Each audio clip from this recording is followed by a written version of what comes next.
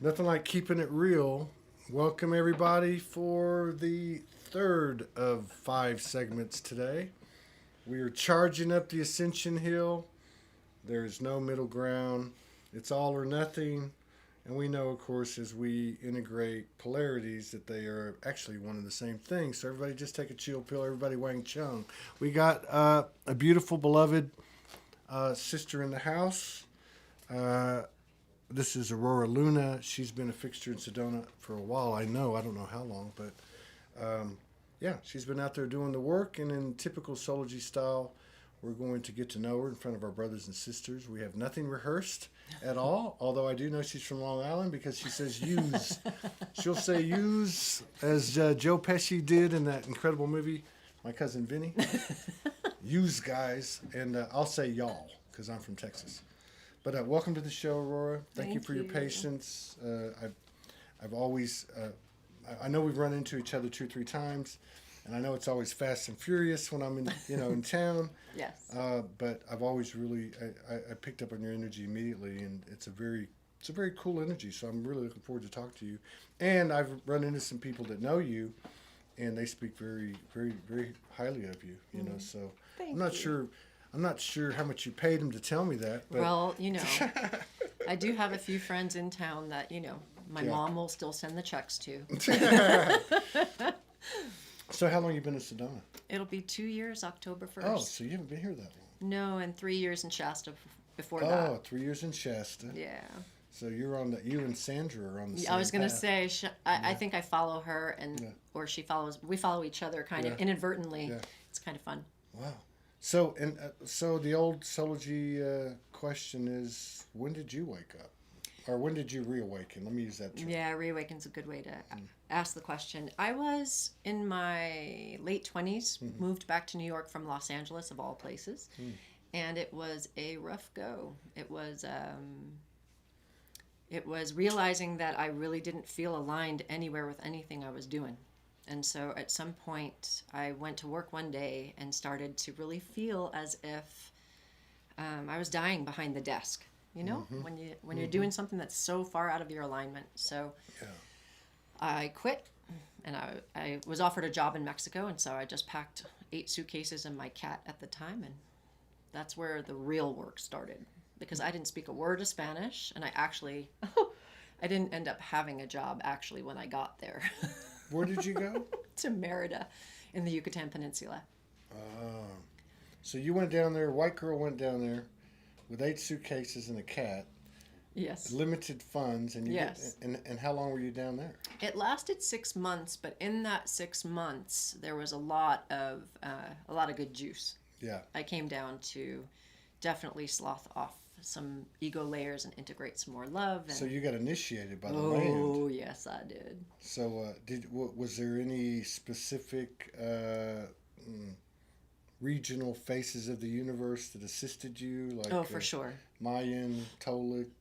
It was definitely Mayan. I work definitely with the Mayan frequencies even now. When I have retreats, I'll often do despachos, and even though that's typically Peruvian by background, Ishmukane, the energy of grandmother, always comes in. She's the one who grinds the corn in the center of the earth, helping us do transmutation. So when did you start light language, channeling, transmission? I mean, was it during that 6 months? No, the channeling started as a kid.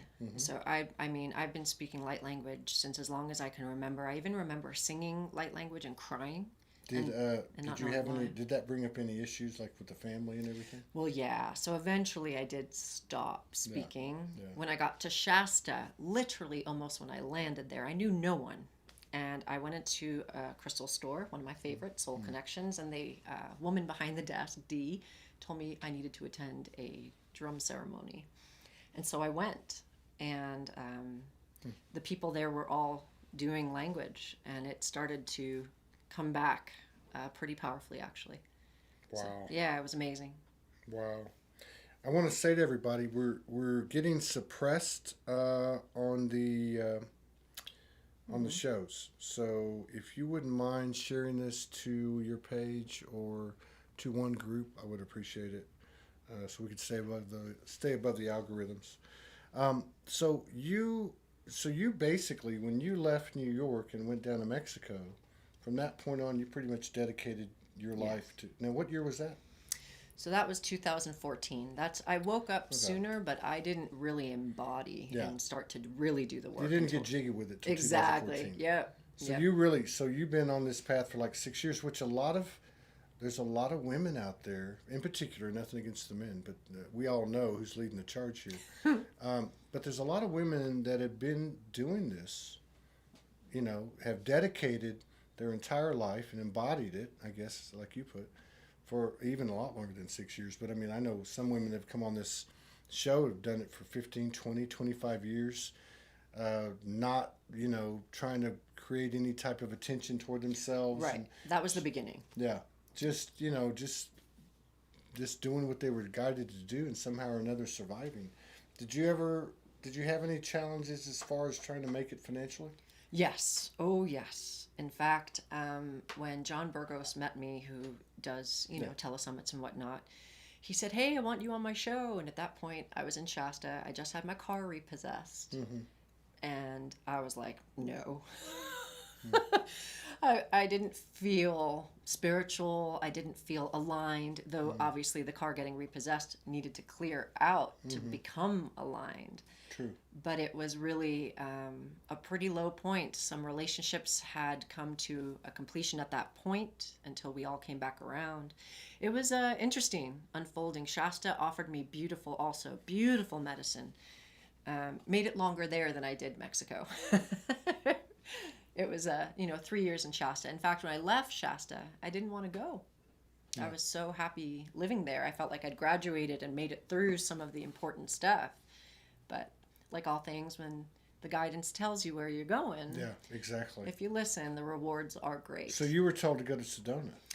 I went to Europe first for a couple of months to run some retreats and have some fun and do some spiritual do the codes and the crystals all over the place. I brought my singing bowls, I brought my mesa, I brought my crystal skull. I was traveling with like 100 pounds worth of luggage. And about 11 days before I was coming back to the States, I said, all right, source self, what's happening? I need somewhere to live. And sure enough, I remembered a conversation that I'd had with a friend. I see you living in Sedona. And I was like, yeah, me too, but I don't know the timing of that. Well, my friend was 12 hours time distance different from where I was in England, and they answered the phone. Wow. Yeah. And then, these are the people you need to call. These are the, the places. And of course, Kenji Kumara, who's one of my very good dear friends, who's now in Asheville, he was getting ready to go to Australia, and he stopped and he gave me all these links in Craigslist, and he just showed up like my brother and gave me all this information. It was really remarkable, magical. So you've pulled in the light language since you were a little kid. I've heard some women talk about that. I also heard they shut it down. They had to shut it down. Yeah. Did you go? Let me back up just a little bit. But so when you started, like say 2014, did you get estranged from your family? Did you go through that? Like a lot of light workers were. You're crazy. You need to be. No. Yeah. So you had a lot of support. I had a lot of support, though. I have to say, the first time my mom heard the light language, like on one of the shows, she said, "I have to admit, I'm very uncomfortable." Yeah. And I said, "That's okay." Well, at least she's honest. She was, but even when I told her the next show was going to be almost all light language, she listened anyway. Yeah.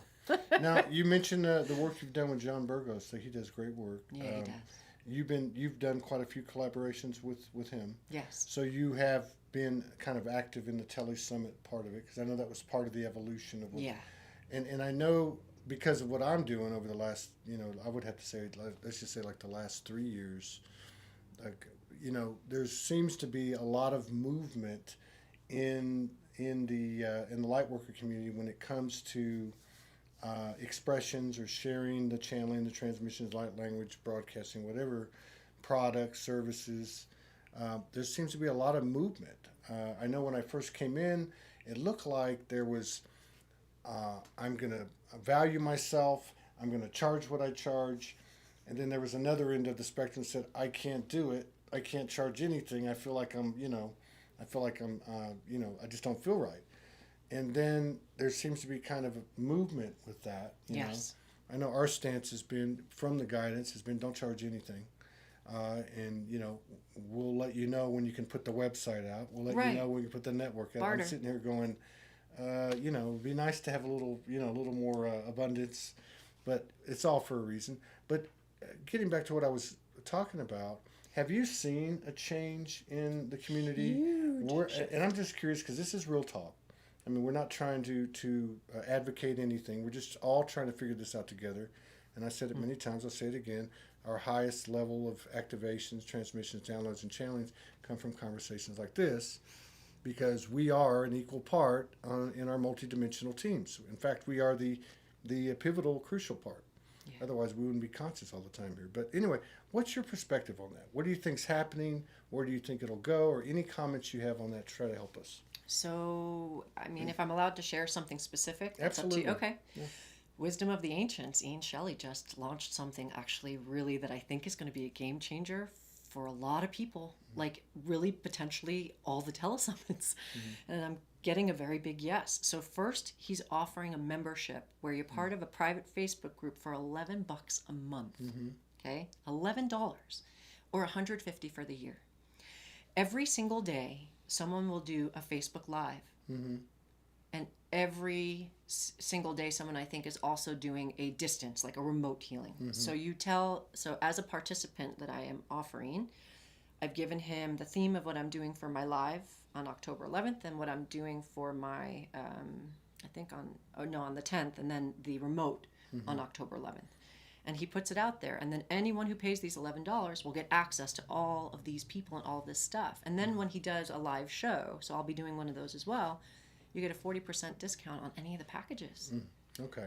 So that's interesting. Yeah. That's interesting. So every contributor as well as every viewer would pay $11 a month and then have access to all that and then discount on any purchases from any of the videos. The contributor actually not only doesn't have to contribute monetarily, we get a piece of that pie. So he's acknowledging that once a month we're showing up for the community. So he's sharing something of that 11 with us. Yeah, that's similar to the download I got, which is basically based on the 369. Right. And what it is you have this funnel of abundance that goes in, which, as I've been told, is based on the honor system, paying it forward. And it goes in, and then you have a transparent, a transparent page or whatever that's open to the public and everybody, which shows the percentage of viewership or contribution, and then the abundance is distributed to the contributors based on the transparent breakdown. So I think we're getting there, and I'm glad that you put that in there, because I've had a lot of people approach me in regard to, or even come on to the show in their because that's all they've known is the telesummit template. Right. And so we've had to forge our own, and it's been an interesting dance. But I wanted to ask you just to see what your perspective was on it. And it could be a game changer, because I'm telling you, I will probably not be. I've done maybe 13 different forums, and there's one I will definitely not return to, because when I talked about trying to schedule something for the future, the answer was, well, your numbers weren't very good. And now I get that depending on how they've set up what they're doing, they have to pay, they have their setup. Yeah. So they have to honor that. And I do honor that. But to me, it also felt like, whoa, so if I don't produce a certain number of things, it made me feel all of a sudden like part of something that didn't feel like what I desire to be aligned with. Yeah. Yeah. So it wasn't just maybe I don't have the numbers, because not everyone's going to get my light language or my codes or my frequency, which is totally perfect, because medicine is different from all of us, for each of us. But it was that, That's interesting. Yeah, it was so I find that interesting. I really do. Wow, this is cool. I like talking to you. Yeah. I find that interesting because this really started being downloaded to me in 2014. But the specifics of what I call 5D commerce didn't until 2018. And they've come in a lot. Sure. And they show me a lot of different stuff. One of the things they show me is you cannot measure anything from the duality templates. So even, and I'm not knocking these people at all. No, we're all I'm here to grateful for learn. them. I respect everybody's reality to Yeah. include where they stand, but that anything that's built from duality, even if you initiate it today and it has components of duality, it's not going to survive anyway. No, it can't. Yeah, so it's going to crumble.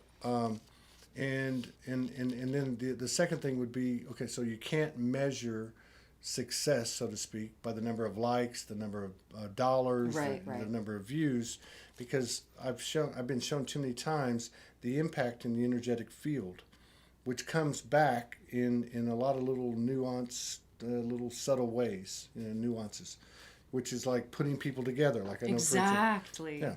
And there's so much value in that. Yeah, exactly. I mean, and because we're all like picking. This is the real contagion, right? This is the real viral Yes. aspect, right? Program or whatever you want to call it. And so that we can't forget that.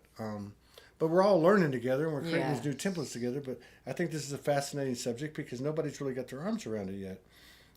But yeah, very cool. I appreciate you sharing that. For sure. Even Ian said, it'll grow. We'll see what happens as we grow. But the idea of it, I thought was really revolutionary. And I thought he was very brave to just step into it. Yeah, I think I do. I like it. One of the things I've been told is what you create it from scratch. So there's no influence. There's no censorship. Right. So you have you have everything except for controlling the internet stream coming into your studio. Sure. Everything else you control. So we're working on it, and I guess we're all going to meet in the middle. Yes. Yes. So I'm interested to see because who do you connect with? What do you connect with? Are there certain aspects of the universal, the you, me, we, and it, that have kind of brought you to the party? Did they leave? Do you never leave. Do you have one? Well, true. But you know how it is. Sometimes you get all this stuff will happen, and all of a sudden you're sitting there for a period of time of integration. You're like, where the hell did everybody go? But they have to. Otherwise, we have an expectation and we fall back into patterns all over again, right? Codependence? So, yes, exactly. Well, at least from our end anyway. No, for sure. And the desire for the spectacular. Yeah, no, the Arcturians, I would say, have been first and foremost the Anunnaki, which I know is very controversial when I say that. But it was not about... It's not with me. Good. Well, everyone's got different downloads on things. And for me, the Anunnaki are a creator aspect just like any other aspect. Absolutely. Good, bad, and ugly. We've all got it. They're one of our 12 strands of DNA. Exactly. So. We evolved through it, which is exactly the purpose. And I would say they're, powerful angelics as well. Yeah. And then I can't, every time I think it's one aspect. So I say that I work with the elders of the cosmos. Mm-hmm. And the reason for that is because while there are specific beings that definitely got me to this point, the universality of it, the universalness of it, is quite vast. Absolutely it is. And have you gone through this period of not period, but it's like the process. I'm just going to use myself as an example, but I've heard many people talk about it. So in the beginning for me, it was like 6 ascendeds, Archangel Michael, a couple other angels, archangels, Jesus Magdalene, 3 spirit guides, and a couple other divine essences. And over time, they didn't leave the building. They were embodied. Yes. And some of that was shown to me through physical morphine and transformation. And so you keep going down, and I would always wonder, I'd be like, how come it's not like it used to be, guys? And they're like, because we're you know, kind of thing. Have you had any of that? Sure. Is there anything that you feel that's, and I've heard people say it both ways, people that are as vibrational, as high a vibration as you, are there any of these aspects that you feel that still feel external? Sometimes, sure. Yeah. I would say yes. But I would say that, Archangel Michael, Saint Germain, Kuan Yin, these were all very powerful essences that stepped forward on my behalf when I first started the path. And now I'd say that, again, it does feel like they only step in on occasion. It feels more like they are, again, part of that universal frequency. Yeah. And yes, there's definitely more of an embodied aspect. And then I think when I'm triggered is when they kind of show up to show me where that misalignment is. Yeah. Like, so if Kuan Yin is the bodhisattva of compassion, and I'm at the dog park. You're at the dog park. And someone's going after my dog. Yeah. So, I always joke the dog park is my biggest classroom in this now moment, because I have a 90-pound wolf dog that has my heart. And A 90-pound wolf dog. I don't know that he would need a lot of protection, would he? well, what happens is when other people don't watch their dogs the way you watch yours, if anything happens, he'd be responsible. Yeah. So that it's from that frequency. Do you communicate with him telepathically? Yes. How's that go? It's beautiful, actually. I can see where our stars cross and where we have actually differences in our backgrounds. Yeah. He definitely came to me as a gift. Yeah. Even this morning, it was such an interesting. I got pretty heavily attacked this morning by some energy. Oh, really? First time in a really long time. We'll come back to that. Okay. Yeah, keep going. But I walked into the restroom just to, do my business, and he walked in there with me, which he never does. But it was right after it happened. And I couldn't tell if he was both guarding me, but also both aware of that frequency. And I just touched his head and said, "Don't worry." I said, we call on source. We called on everything. Yeah. And it all came in and just blew that energy right out of the water. Right on. And I just said, "There's no fear. We're good." And he just looked up at me, and then he kissed my face. Does he ever talk to you in terms of like animal kingdom? Yes. Okay, that's what I was. Yeah. So, and the reason I say that, because so much of this stuff is taking on a physicality. Yes. And if I look at, because for me, it's like very very much the earth, nature beings, elementals, although the rest are involved obviously, but they just seem to be, not only are we taking an equal place in our collective multidimensional team, but it seems like from an animal kingdom, or let's say from a kingdom context, that the animals, as physical as they may be or appear, are also taking an equal place, and their information and their code and what they have to share is just as important as the fantastic stuff that kind of brought for us. sure. Yeah, right. Yeah, and if you think about it, the animals are also taking on a lot of our stuff. They're trying to help us transmute as best they can, whether it be the dolphins in the ocean before a hurricane, or whether it be, animals and families where there's just complete chaos happening. Yeah. Something personal, one of my family members' pets passed away really early, but there was so much trauma going on emotionally in that household that I know the dog took the hit so that the people wouldn't have to. Yeah, that's pretty cool that you said that, because I haven't had a lot of pets in my life. I think I've had 3 dogs. That's when I had a lot of kids in the house. But since I started, this gypsy lifestyle, mostly by myself. Before Morgan would come back and forth until she came for good. But I noticed that with a lot of the people I would run across that had pets, cats or dogs, that's what was happening. Yeah. And so like you could see kind of like the neurosis in the individual, and then you could see it really amplified and magnified. Yeah. People say to me all the time, "Can you work on my pet?" And I'm like, "Can I work on you?" Well, it would only make it is. That's a great, because if you think about it, everything, as we raise our frequencies, like begets like. Yeah. So, if they're at this lower vibrational frequency, or this neurotic whatever frequency, that animal is probably lowering its frequency just to meet that, because out of love. Where if they raise their frequency, then naturally, and I've seen that too. Yeah. I've seen people shift, and then the animal shifts. I'm like, whoa. I went through that with my cat. I had my cat for 12 years, and it was 12 years of serious spiritual work. And who we were together at the end of our time together was so vast from the beginning. Yeah. The cats are amazing, too. I never, ever even got involved with cats. And then when I hit the road in 2016, I went to Arkansas. And the sister I was staying with, she had 3 indoor cats and 8 outdoor cats. Oh my. In this portal kind of atmosphere. But yeah, that's when I really started to talk to the animals, and not question myself, not question my intuition or my telepathy. Sure. So you mentioned something, and I love talking about things that aren't talked about. Yeah. They're kind of glossed over. People kind of use the word or the phrase spiritual bypassing, and I think they've used it too much because now it's just as distorted as the term twin flames, you know? Truth. But this would be in regard to, let me just kind of preface this. So like spiritual attacks, dark energy in my field or in my presence, it's non-physical, or even it's maybe physical or both, you know? But anything that may feel alien, okay, threatening, attacking. And now you just said you haven't had it happen in a long time. And let me just Not finish like up. this, yeah. I haven't had anything like that happen in quite some time. I did a lot of work on it back in the original studio because I lived next door to a cemetery.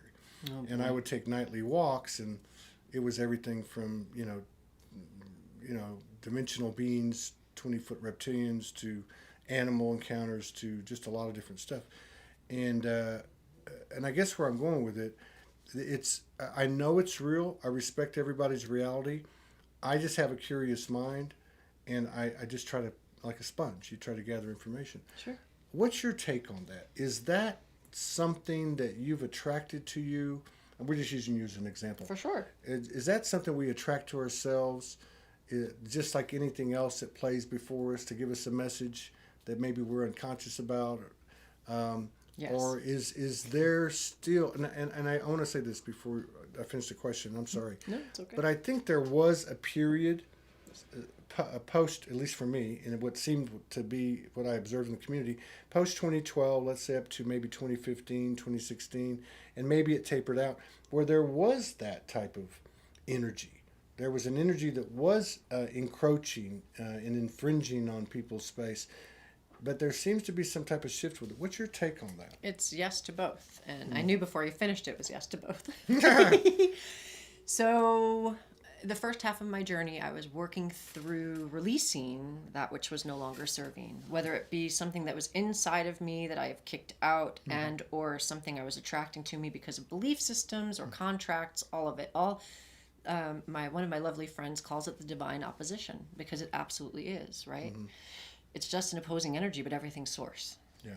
So we contract, I feel, everything we experience. Yeah. We can create it from our emotion and or we can experience it from outside of us. This came in, I believe, I connected with a brother yesterday. He's actually very interesting and unique. I think you'd love to talk with him. Cool. And I sent you a message on it just so you know. You did? Yeah, on Facebook. Okay, cool. Anyway, his name is Steven, and he's an interesting cat and and I think you guys would love him. Anywho, and I think he's here for another day or two. Okay. The connection I had to him, he was talking about my lab and all the different things that he's gone through. I mean, and he's woke up at 16, and so he went out to Thunder, did all this work yesterday, and experienced some attacks. So I gave him some, rose water, crystals, fun, whatever, and just said, do what you want, do what you feel, connect with whatever works. And I feel like what happened was I was suddenly uncloaked to a vibration that would not have been aware of me prior to my connection to him. And I feel, I'm getting that's a yes. So that feels like my truth. Yeah. And so that's why when I woke up this morning, I was like, oh, you guys, for real. Because I was having a dream. The dream gave me the awareness of the presence. But when I opened my eyes, I could feel this huge metal energy, like implantish thing on top of my head. And I was like, yeah, that's not staying. Like, don't you guys get it? I wonder if that's like I like what you said about you were uncloaked, energetically, and it noticed you. Yeah. And I wonder if that's just a way for in our internal field, there's a part of us that hasn't been opened up. Like the code hasn't been activated. And maybe it's just a small encounter like that. And that's interesting that you say this too, because I went through from, I guess, maybe around 3:30 this morning, 3:30, 4:30. Yeah, so like 5 different 1 hour. You know how that happens when you have a lucid dream and you wake up at the same time an hour later. So it went on for like 5 or 6 lucid dreams, and I was trying to figure out what the hell it was. I was too foggy when I woke up, and then I had to jump right into doing this. But this is the same time period. Yes. Now, if I think about it, it was very much of a kind of a, like a, what do you want to call it? Invading invading energy that was acting out of alignment, and it was portraying itself metaphorically to me by basically trying to possess and attack my energy. And yet I'm playing the game going, I am God. Like, Right, exactly. You know? That was my exact response. Which was kind of, and I was kind of like, okay, why isn't this thing, like, why isn't it coming to, resolution? And why isn't the story ending so I can get the hell out of bed and go wake up to put water in my face? And but I wonder if it was something collective. Did it feel collective to you, or was it more of an individual thing with you? No, it felt big. Like, I haven't been attacked like this since I don't even know when. It felt invasive. Like, so if we're going to say that there's a war happening right now, it's clearly on our consciousness, right? Yeah. And this feels like a very powerful way for infiltration to happen, especially during sleep time when we are more vulnerable. Yeah. And it feels like the energy that could totally take over someone's consciousness that isn't really working on themselves. Yeah. So I don't feel like I was special by any means. Like, again, maybe something was in awareness that wasn't before, but I feel like this mass is happening actually as we speak. Yeah. And definitely what feels like through January at least. Yeah. But definitely through the next 2 months, because the next 2 months, I mean, there's so much pivotal. Well, we're heading into winter. Yeah. And it's always, that's interesting too, because I notice, I've noticed that as you look at the, memories on Facebook, for example, they come up, and it's like this, especially notice with Morgan's work, like what she wrote about in 2017 in September, and it's like the same thing. And like here, yesterday, I looked on mine, and a year ago, we arrived at Sherilyn's house to stay with her for 2 weeks, And I'm like, wow, so it's not just like, hey, heads up, be aware, these are the energies that are playing that are going to challenge you, but it's also these what's happening to me is these cyclical things where the power and the embodiment and the expansion energy is, you can see it. It's bigger than it was last year. Right, It's bigger next than it was octave. Yeah, so there seems to be a lot of forward momentum, which is exciting to me. Oh, yes. So what do you? Let me ask you this too. I've always wanted to ask somebody this, who's knee deep in this, crystals, aromatherapies, all these different things. And I know crystals might be in a different class, but really everything's the same God substance. Yes, it's consciousness. Yeah. So do you find as time? I've always wanted to ask somebody this like you. Do you find as time goes on that those are kind of like the team? Do they become? I don't want to say that they're used less, but I mean, are you doing more with the imagination? Let's put it that way. With the power of the mind. What am I trying to say? What you think, what you carry forward, what you project. How much have the ceremonial part of it changed or expanded or lessened? That's a good question. I'd say expanded, definitely not lessened. I use every single tool in my toolbox right now, and I ask my clients to sift through the ones that work for them. But for me, I don't know if it's because I'm an Aquarius with an Aquarius rising, but I want to include everything. Yeah. When I work with the frequency or consciousness of an oil, especially, I don't know if you know Cynthia in town. She has her a company, Wisdom of the Earth, essential oils. The reason why those oils are special is because they actually treat them like a consciousness when they're pouring them, right? Of course, yeah. Well, I don't want to mention the other companies, but a lot of them obviously don't, right? Yeah. So when you're working with something that's so potent and already intended, and then you're adding an intention, right? Crystals the same. I don't like saying that you program crystals. I know everyone has a different opinion on that, but you work with the consciousness. Yeah, you're working with it's a consciousness. And those people that don't do that are still infusing consciousness into it. It's just unaware. It's unconscious. It's just no different than where we came from.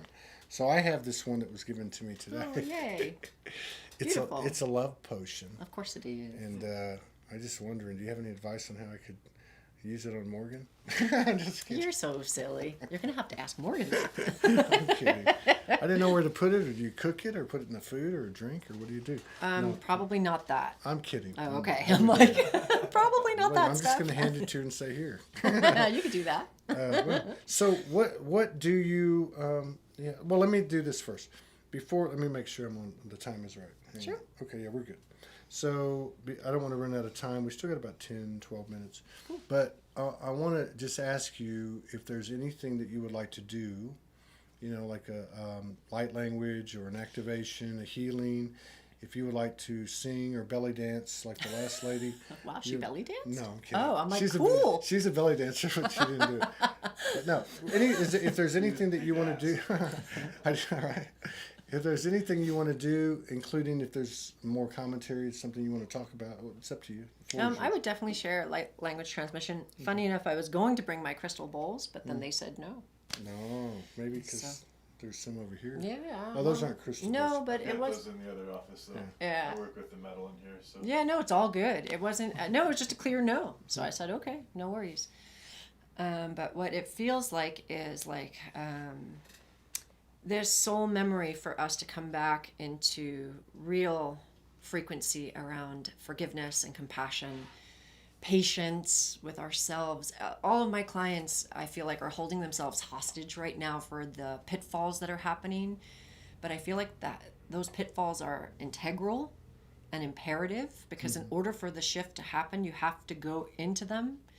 And even though they hurt and they feel uncomfortable and all that, we know that when that happens, the gold is just on the other side, So I just honor that everyone is really experiencing that. It feels like on a deep level in a lot of different ways. I know even in my own family, just when I think one part of it's maybe sustained and or okay, something else unravels, and it's like, wow, how do we hold space for everybody's choices? That's a really good way to explain it, because it's like everything, even like with so many people being affected by the collective stuff going on. Yeah. But like if we look at the collective like an individual, I mean, why would it, as within without, why would it be any different? So all this stuff has to come up to be recognized for the role that it's played, whether it be a person or a practice like satanic rituals or whatever the case may be, whatever the horrific things are.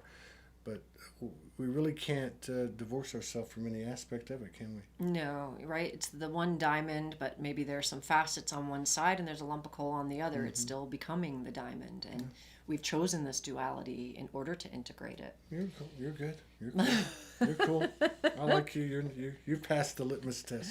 Well, thank you. The authenticity test. Yeah, well, that's it. I'm actually going to be, I think, I've got recently that authenticity is it. I've actually shifted some relationships recently around that feeling. Man, a lot of people have. It's so hard. A lot of people have, and I gotta hand it to people that actually share that information, because there is a lot of pain with it. Yes, and it's also the inner child. Like, am I missing out on the party now because I'm not playing with the same kids anymore? It's like it was hard, especially one of them I admire so much, and that person actually wasn't necessarily out of integrity, but chose to continue to work on a platform that I feel is not fully aligned, and that's how I feel. Yeah. But their point was, well, whatever. None of us are perfect, which is true.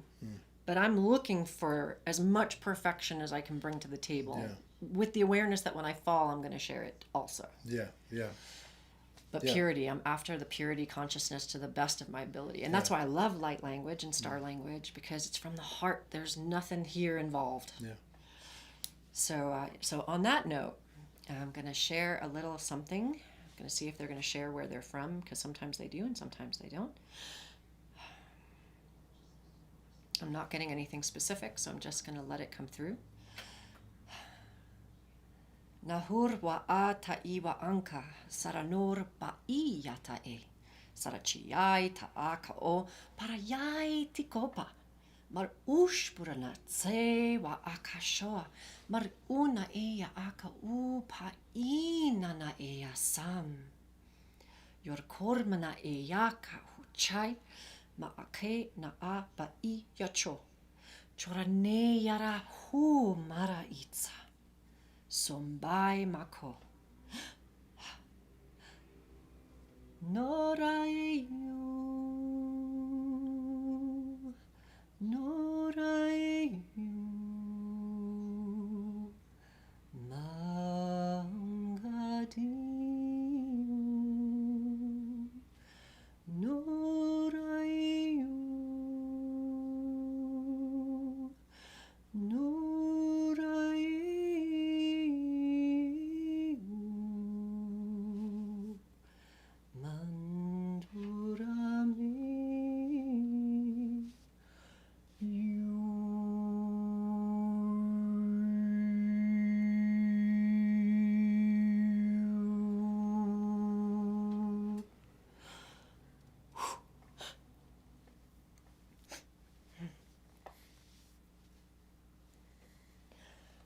So it is. So it is. No, that was powerful. Do you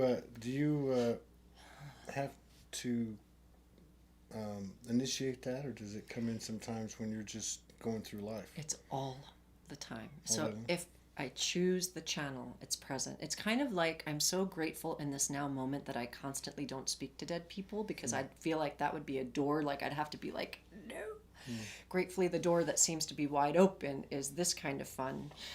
And it's not a reach, it's just turned on, and when I can You just dial the radio. enter the heart, Yeah, it it's- comes right through. Wow, far out. Yeah. And so, how can people find you, and what do you offer online? I know there's a lot of people tuning in Sedona local over these past 10 days or however long it's been. Sure. How long has it been? I don't even know. But anyway, so I know you do some stuff locally. Yes. But yeah, can you just fill us in how to find you and what you offer? AuroraLunastar.com or AuroraLunastar@gmail.com. The website will be under construction, but for now you'll get the feel of it. And of course you need to reach me, you can just always send me an email, or you can reach me on Instagram at Aurora Lunastar, or on Facebook at Aurora Lunastar, or Aurora Luna. I can't even say my own name right now, I'm speaking too fast. At least you can speak. I can't. Hey, even there speak. you go. And it's a myriad of things. I work a lot with the guides that people are connected to that can help them in this moment. A lot of sound stuff, a lot of codes. The codes are what it is. Something I'll be working with through the next couple of shows that I'm doing are these future codes, because in the time-space continuum, everything is now. So they're showing me how we can access turning on more of our crystalline frequency, our DNA, and activating the aspects of our source self that can really ground in with Gaia, because she's supporting all of this too, right? She asked us to hang out with her, so we said, hey, sure, why not? And now we're all scratching our heads like, what were we thinking? How do I get out of here? No. Teasing. No, we've come too far now. We didn't know more of that. Truth. Although Truth. we respect anybody's Right. transition, Sure. so they choose to take it. But Yeah, no, it's true. It's for sure, the work that I do is tailored towards the people that come towards me. So in other words, everyone comes with a different level of where they're streaming their consciousness from, and or what they're desiring to work through. My end game is empowerment. So anything that comes through on that person's behalf, whether it be, tasks or sound or little homework pieces that I ask them to do for themselves, it's just to empower and embody as much of their source self. spoken like a true 5D practitioner. It's all about self-empowerment. Yeah. Right. Yeah. Well, beautiful. I'd love to collaborate with you again. You got it. I think we're going to be here for what's today? It's Blur's Day. I think I think we've got about another probably I would say 7 to 8 days of broadcasting here as it stands, unless the vortex amplifies its magnetic force and roots us here longer. But yeah, I'd love to, and I appreciate the offer on both things. Yeah, you got it. So just we'll be in talk, touch. We'll talk about it. Yeah. Yeah, I guess I'll reach out to you in about an hour and a half. Yeah, you 2 got it. hours. Is that okay? And I'll make sure at least there's some. Anyway, I won't do it here. Yeah. Yeah. All right, cool. Thank you so much. brother. Yeah, you're a pleasant surprise. You really are. Yeah. Thanks. Absolutely. Okay. Peace out, everybody. We're going to be back in about 5 minutes with Serena, and we're going to have another go at it. Yeah, we got it. I need some cacao.